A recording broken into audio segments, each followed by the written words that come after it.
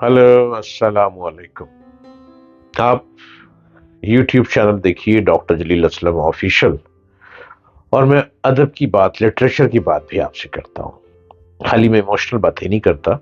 मैं अंग्रेजी लिटरेचर, चूंकि मैं खुद अंग्रेजी लिटरेचर का स्टूडेंट हूँ, तो अंग्रेजी लिटरेचर एंड उर्दू लिटरेचर की बातें भी मैं आपसे करता हूँ।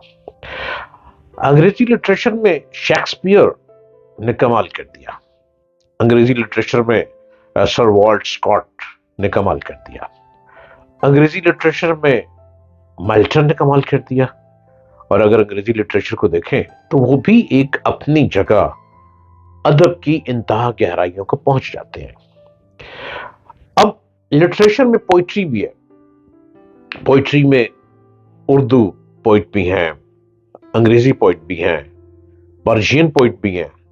हर शख्स की, हर कंट्री की जबान के मुताबिक पोइट है।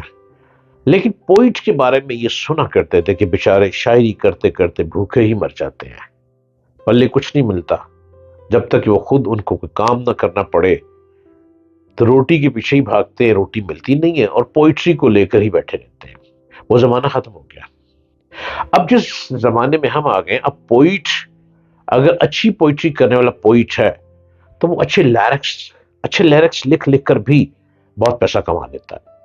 अच्छे लिरिक्स की जरूरत है। अच्छे लिरिक्स में कंट्रीज लिरिक्स भी आ जाते हैं, तराने भी आ जाते हैं। जाग उठा है मेरा वतन साथियों, जागो, जाग रहा है मेरा वतन पाकिस्तान, जागो, जागते रहो। ये ये तरानों में भी आ जाता है। तो पोइट किसी भी मुल्क का हो, वो अपने लोगों को जगाता है, वो अपने लोगों को हिम्मत देता है, वो अपने लोगों की जो एक इन्फीरियरिटी कॉम्प्लेक्स का शिकार होते हैं अपने मुल्क के लोगों को, उनको बाहर निकालता है कि कुछ करो। सर वॉल्ट स्कॉट एक अंग्रेजी लिटरेचर के बहुत बुलंद पोइट गुजरे, बहुत बुलंद शख्स गुजरे, मगर उनको ये मकाम मामूली हैसियत की कीमत में मिला।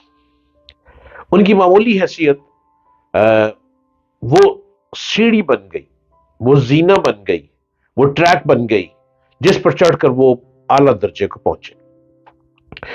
वॉल्टर स्कॉट अपने ओल्ड एज तक एक मामूली सलाहियत के इंसान समझे जाते थे। जब तक वो ओल्ड एज तक पहुंचे, बुढ़ापे में गए, तो उन्हें मामूली शख्स कहा जाता था, क्योंकि उनकी हैसियत बस एक तीसरे दर्जे के शायर की थी। तीसरे दर्जे का शायर क्या होता है? बेचारा नकम्मा नकारा, दो लफ्ज बोल दिए, लोगों ने वाह वाह कर दी, तीसरे लफ्ज को बनाने की कोशिश की तो लोग उठ के चले गए। उनके ऊपर कर्जों का बोझ था, सर वॉल्ट के ऊपर कर्जों का बोझ था, और बोझ बढ़ता चला गया। और शायरी में इतनी आमदन ना थी इसकी कि वो कुछ कमा सके जिससे वो अपने कर्जे उतार सके। आखिर उनके हालात इंतहाई शदीद खतरनाक होते चले गए, और इन शदीद हालात ने उनकी शख्सियत को आखिरी हद तक झंझोड़ दिया। इसका नतीजा ये निकला कि वॉल्टर स्कॉट के अंदर एक नया इंसान पैदा हो गया, एक नया इंसान उभर कर सामने आया। उनकी ज़हनी परवाज ने काम किया, ज़हनी परवाज ने काम का नया मैदान तलाश कर लिया। अब ज़हन क्या है? ज़हन को जितना दौड़ाएंगे ना, ये भागता रहेगा। ज़हन को रबड़ की तरह बनाएंगे, रबड़ खींचता चला जाएगा। ज़हन पे जोर देंगे, ज़हन आपको नए रास्ते बनाकर देता चला जाएगा, और दिल आपको कहेगा रुक जा यहीं पे और भाग आगे मैदान में। अब उन्होंने नई नई किताबें पढ़नी, यहां तक कि उन पर ये राज खुला कि वो मोहब्बत की तारीखी दास्तानें लिखे, लव स्टोरियां लिखे। और लव स्टोरी कौन सी? जो एंशिएंट टाइम की लव स्टोरियां थी, जो दास्तानें थी, लैला मजनू की दास्तान, क्लोपेट्रा की दास्तान। उन्होंने मोहब्बत की तारीखी दास्तानों को नॉवेल के अंदाज में लिखना शुरू कर दिया। कर्ज की अदायगी के जज्बे ने उनको उभार कर वो इस मैदान में जबरदस्त मेहनत करने लगे, लव स्टोरी लिखने लगे, रोमियो जूलियट टाइप इस तरह की कहानियां लिखने लग पड़े।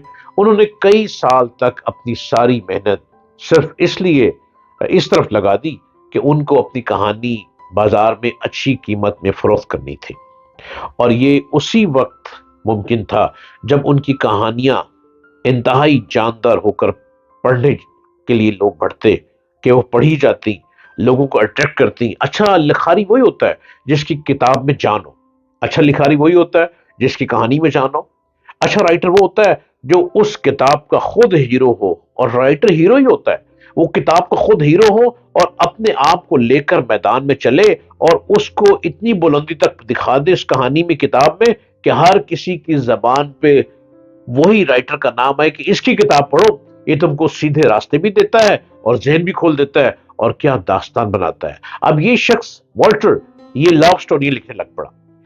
ایسا ہی ہوا، والٹر اسکاٹ کی غیر معمولی محنت اس کہانیوں کی مقبولیت کی طرف اس کو لے کے چلتی چلی گئی، وہ آگے بڑھتا چلا گیا، اس کی کتابیں بکتی چلی گئی، اس کے اوپر اتنا قرضہ تھا کہ وہ قرضہ اترنے لگ پڑا، اور اس کی لکھی ہوئی کتابیں فروخت ہونے لگ پڑی، بلکہ مارکیٹ میں ملتی نہیں تھی، سارا قرض اتر گیا۔ اگر ان پر یہ آفت نہ آتی تو ان کے اندر وہ زبردست محرک پیدا نہیں ہو سکتے تھے، اتنی پوٹینشل پیدا نہیں ہو سکتی تھی اگر یہ آفت نہ آتی۔ وہ شاعر تھے، اب شاعر کی کتاب کیا بکے گی؟